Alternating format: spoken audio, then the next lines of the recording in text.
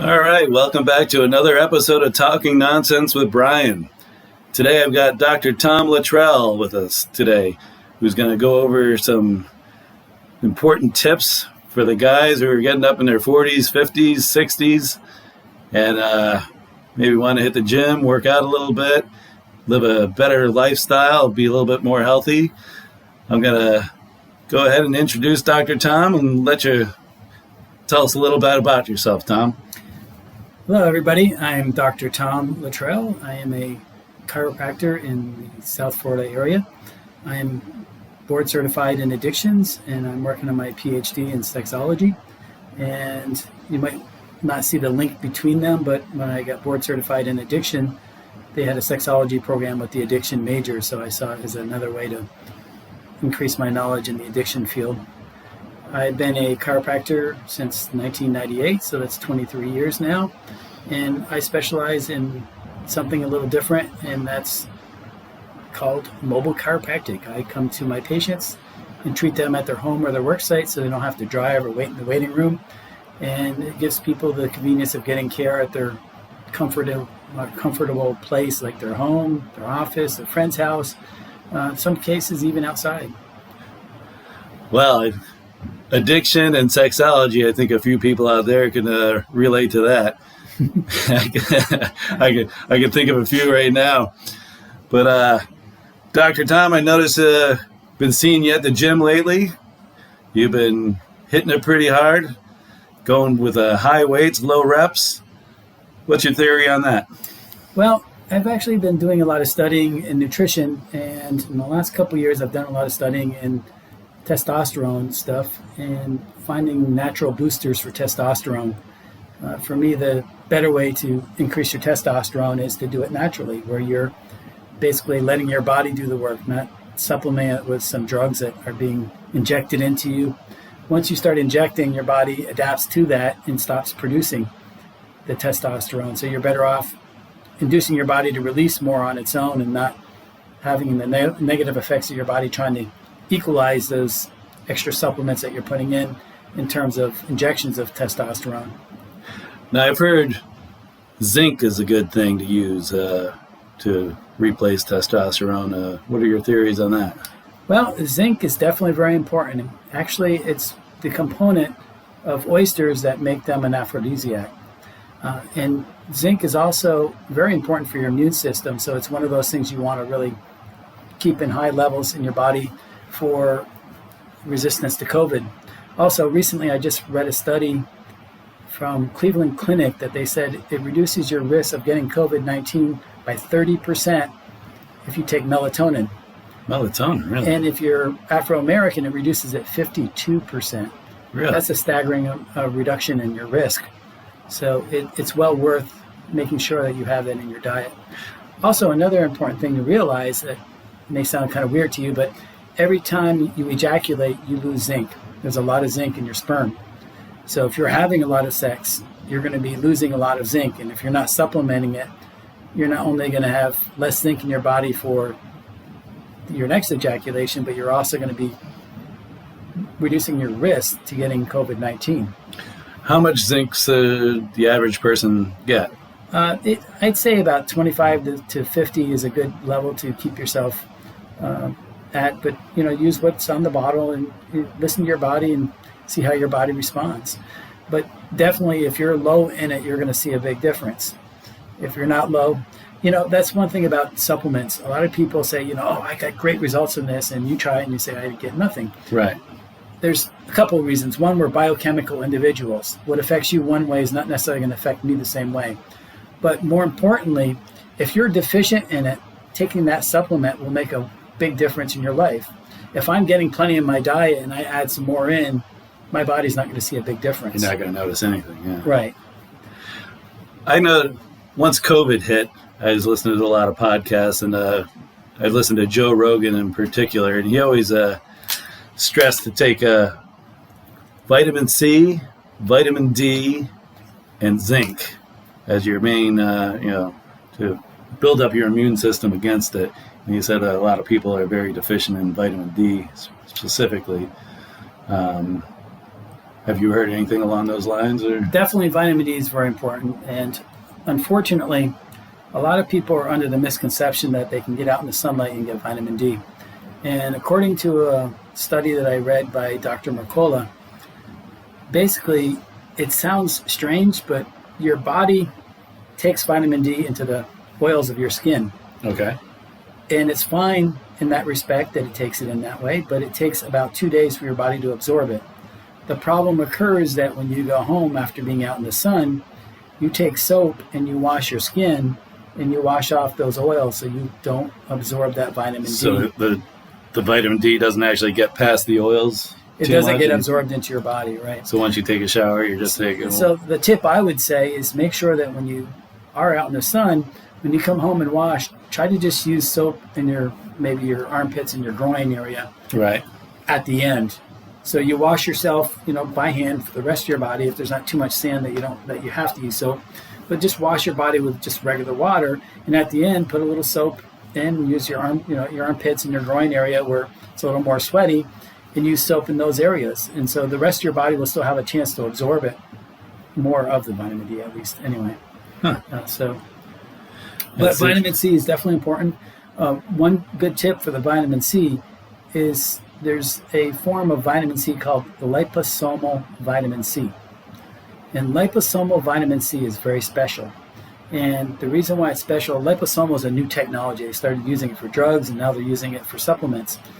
And liposomal vitamin C is a very advantageous form of vitamin C as compared to regular. And let me give you an understanding of why. How do you spell liposomal? Liposomal. Okay.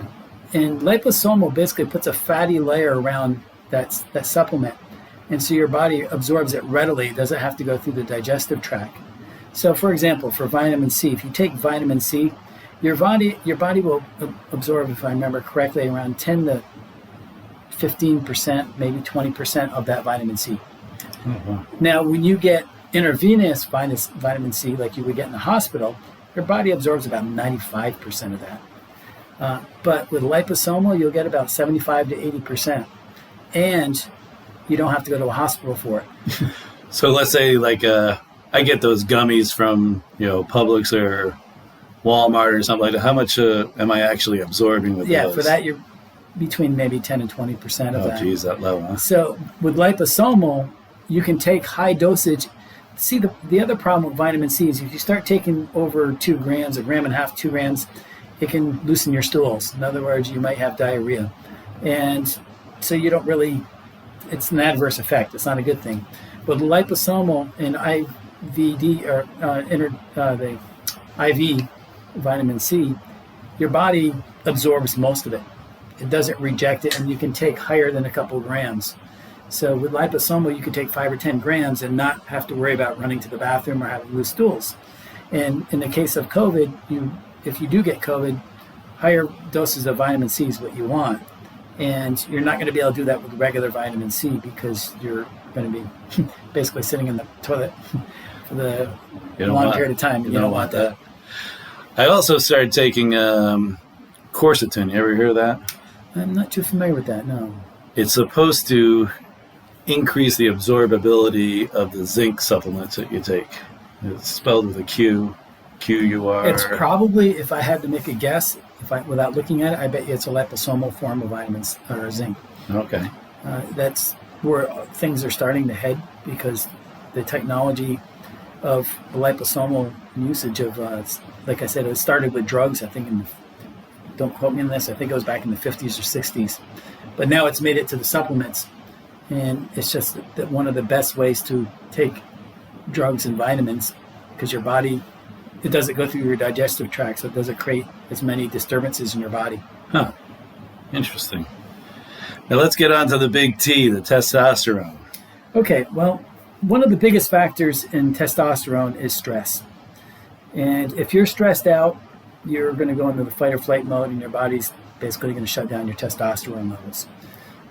Also, another factor that's very important to point out, if you're taking high cholesterol medication, basically testosterone is produced from cholesterol. So if you lower your cholesterol, you're going to lower your testosterone. One of the side effects of that hypercholesterol medication is that it's going to create a situation where you end up needing to use Viagra where you might not have needed it before. That's no good. No, I don't see that as a positive in my mind either. But a big factor is stress. And stress is an easy term to throw out there, but it's divided into multiple categories. You have physical stress. Say that you really, really worked out hard today, or you worked outside all day long and you really overdid it. Well, that's going to suppress your testosterone. If you have too much stress because you didn't get enough rest last night, you didn't get your sleep, that's going to increase your corticosteroids in terms of stress because you're going to be more stressed out the next day if you didn't get your sleep. And you don't want high corticosteroids. That's what's going to bring your testosterone down. And obviously, if you maybe have a stressful day at work or something, that's not going to help things out. Again, we're always going to have stress. Stress is always going to be there. And stress isn't always bad. You have to have stress in life.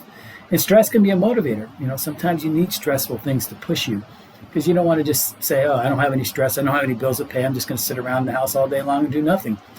But knowing that you have to pay bills, it stresses you out. So you got to go out and work and make money and do things that will help you in the long run. But the bottom line is controlling your stress. Another important factor in controlling your stress, it's actually completely under your control, and it's something that we don't think it is. Let me give you an example I've been using with my patients lately. Okay, I could say to you, Brian, you're an asshole. And you could just look at me and laugh. Pretty accurate. You could look at me and laugh and say, Tom, you're just a comedian. And brush it off and it becomes nothing, right? Right. Your brain interprets it with no stress. Now, inversely, I could say, Brian, you're the best guy in the world. And you inversely could be mad at me. You could literally be defensive and mad at me saying, Bastard called me an asshole. No, but just saying you're a good guy, you're like, oh, what's he trying to get from me? What's he trying to butter me up for? What's he trying to manipulate me for? Right. But the point I'm trying to make is you determine in every scenario whether something's stressful or not.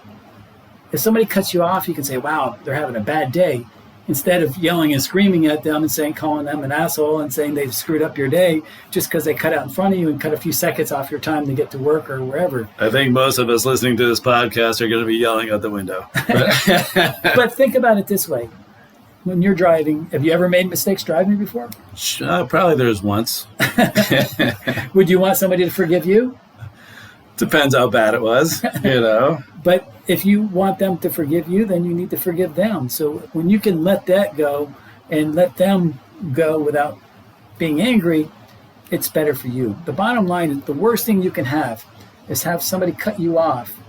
In 20 minutes, a half hour later, you're still thinking about angry. it. In 2 hours, 3 hours later, you're telling me about somebody that cut you off 2 or 3 hours ago.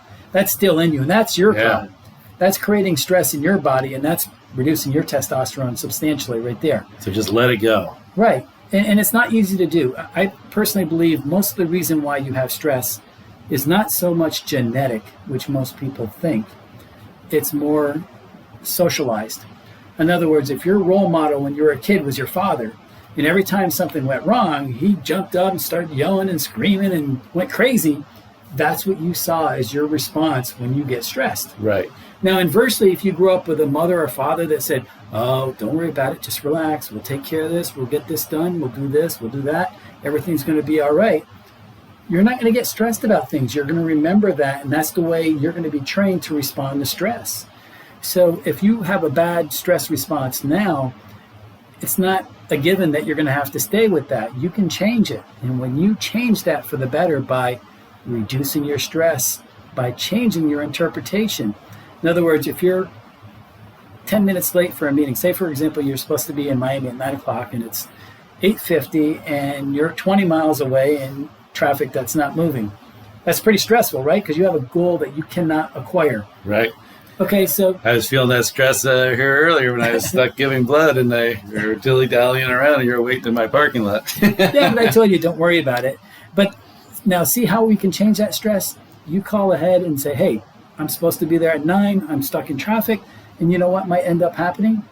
They say, oh, well, that person that's supposed to meet you is stuck in the same traffic. They're late too, so don't worry about it.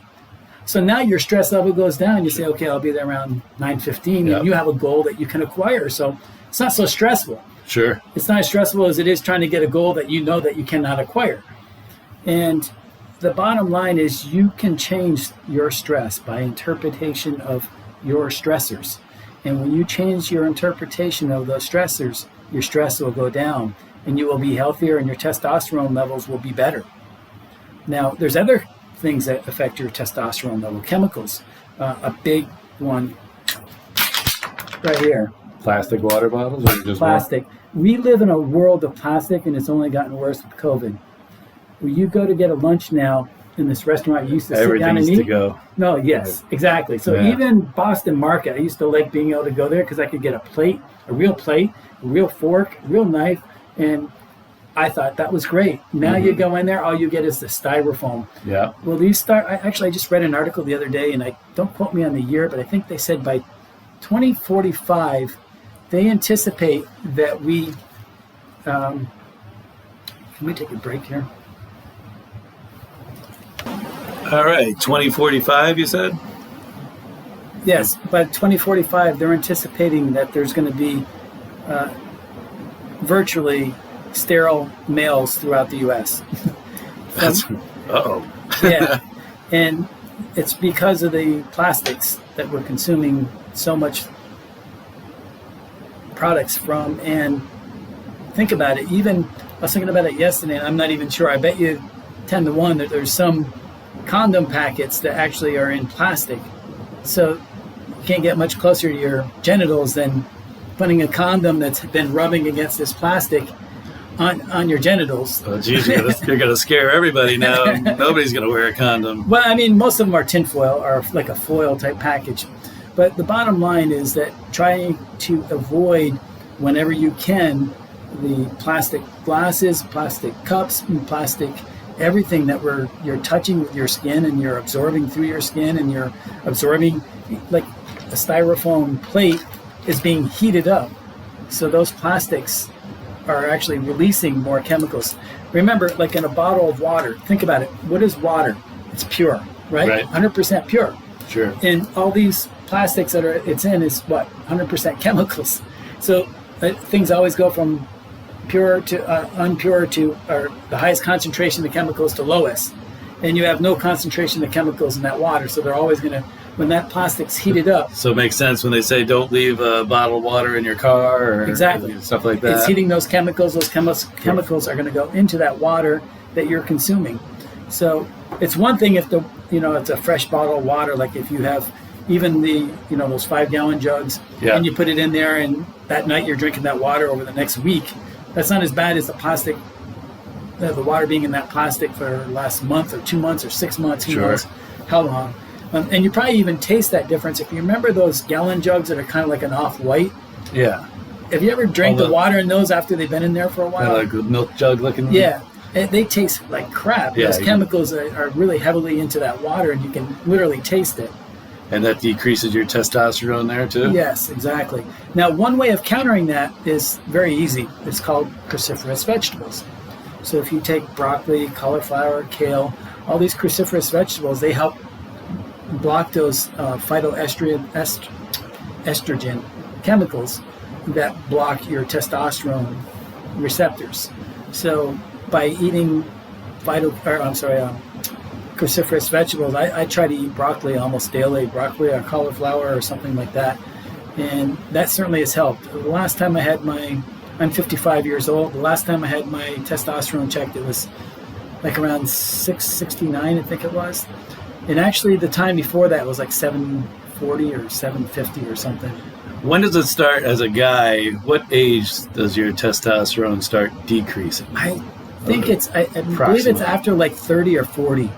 But it could be earlier too. Again, it's really when you aren't doing anything for exercise, your testosterone is going to keep dropping. Testosterone is a big booster for exercise is a big booster for testosterone. And any type of exercise is better than none. But the best exercise to pump up your testosterone, like I've been telling you all along, is high intensity. I switched in the last 2 years I used to always do bodybuilding type workouts. I do 8 to 12 reps for cutting, and I realized in the last couple of years, especially since I did the research on testosterone, I try to keep between 3 and 5 reps, and I go as heavy as I can with 3 to 5 reps. And if I'm getting 5 reps, in most cases I'm dropping that weight back up, or adding more weight to that too, so that I'm getting down to 1 or 2 maybe even in some cases, but hopefully 3 the next time. And I do a lot of different things to try to keep my strength up, but obviously sleeping, and I do meditations once or twice a day, and that's a big stress reliever in itself. Meditation or you do praying, like transcendental? TM. That's what I've been trained in for the last 20 plus years. I've been doing TM, and all of that stuff that you can do to reduce your stress. And again, a big component is just getting your sleep. If you're getting less than 7 or 8 hours sleep, you're not optimizing your testosterone possibilities. If you're not getting your water, you're chemically stressing your body. You're dehydrating your body, and that's going to stress your body, and it's not going to function. How many glasses of water a day are you should be getting, they've always said 8 glasses, but if you're out in the sun and you're sweating, you're going to need even more. Mm-hmm. And supposedly, for every cup of coffee, it dehydrates you for 2 glasses of water. So if you're having 4 cups of coffee, you better be drinking a hell of a lot of water that day. Really? And what about green tea? Green tea, I'm not sure. There's different types of green tea. Green tea generally has less caffeine, so it should have less diuretic effect. The best green tea for you, in my opinion, is matcha. And it should be, hopefully, the best way, if you can get it that way, if you like it that way, is ceremonial green tea. In ceremonial green tea, you actually consume the tea. You put it in your drink, and you drink it. Where regular tea, you steep the herbs in your tea, and then you pull the tea bag out. You're not actually consuming that tea. With ceremonial, you do it. It's a powder. Is it warm water or room temperature water? It's usually warm water, and you put the green powder in there, and you mix it up, and you actually consume all the tea. So all that tea is going into your body. Okay. And I think in some ways, some research that I've read, it actually leads me to believe that I should be actually consuming the tea, not just the tea bag. I should be opening that tea bag and putting the tea in there and consuming some of the tea. I never heard that before. I'm going to have to try that. Yeah, there's a lot more nutrients. You're actually consuming the actual herbs. You're going to get more than just steeping it. Yeah. So it's going to be a more efficient way of consuming that tea. So it seems like just about everything we do reduces testosterone. Besides eating more broccoli, and what are some other things that increase testosterone? Besides working out more, one simple thing is called PMA, positive mental attitude. Having that positive attitude makes a big difference. When you're stressing yourself out with the negative stuff, and we tend to do that. Let me tell you this stat. I've heard this stat, and I believe it to be true because I've heard it from more than one place. If you take all the chances that somebody can say or do something bad or evil, and you put that in the bottom of a fraction, and on the top you actually put the numbers of times that somebody says or does something bad or evil, it'll always be under 1%. So basically, when you're watching the news... You don't hang out with my friends. Well, I do. Unfortunately, I see them sometimes. Yes. But the bottom line is that when you watch the news, you're watching that less than 1% that screwed up. And the media wants you to think that's the norm. Right. And they want you to know that this person in Alabama got killed on this bus or this car accident. Do you really need to know that? All that's going to do is create stress in your life. There's people dying every day, but there's millions of people out there, and statistic-wise, that's a lot less than it would be if it were to be, it's not in your neighborhood. It's not the norm. And the bottom line is that our lives are pretty good. We tend to focus on the negative. Right. But if you take your day and you look at it and say, how many times did I have an accident today? Oh, none. How many times did I get arrested today? None. How many times did I go to the hospital today? None. How did I lose my job today? No. Did I lose my girlfriend today? No. All these things. But we look at those one little thing or 1 or 2 things that go wrong, and we think our whole day went bad. And then we start focusing on the negative. So you got to look at the big picture. Right. You know. And sometimes, believe it or not, sometimes the things that seem the worst to you can be the best for you. Losing your job or losing your girlfriend can open the door for that person that's even better for you, or that job that's even better for you. And in my opinion, why would you want to be with somebody that doesn't want to be with you? That's just going to create stress for them and you. And if you truly love them, you want them to be happy, whether it's with you or somebody else. You know, I know it's a hard thing when you're in that fresh cut state where you just broke up. Oh, yeah. But the bottom line is that, you know, you determine in every scenario whether you want to find the positive or negative. But the bottom line is there's a lot of things that you can do to help yourself. And one of the things is just change your attitude about things. You know, when something negative happens, say there's got to be something good here, and find the positive. For example, if you lost a friend that you had for 20 years, you should be grateful that you had him in your life for 20 years instead of being bummed that you don't have him anymore. I mean, yes, I'm not saying you shouldn't ever be bummed about it, but you should be grateful that you had them in your life for 20 years. If you had a job for 20 years, you should be saying, you know, I'm grateful I had that for 20 years. If I'm out of it now, then there's something better waiting for me. That's a good way to look at things. So basically, to wrap things up in a nutshell, is get yourself a better, positive attitude. Look at the big picture. You know, not everything's as horrible as you think. Reduce as much stress as you possibly can. Any exercise is good exercise. Start eating a little bit more healthier. Get those broccoli, cauliflower, you know, some good greens in your diet. And keep a positive mental state of mind. Exactly. And, things will turn around for you, and look up. Exactly. Well, Dr. Tom, I appreciate you coming by today. Hope you had a good time. Hope we can get you back on the show for future advice. Sounds Straighten great. us knuckleheads around. It's my pleasure. All right. It's my job to help. I appreciate you coming by, and thanks for listening, guys. We'll talk to you soon on the next episode. Okay, bye, everybody.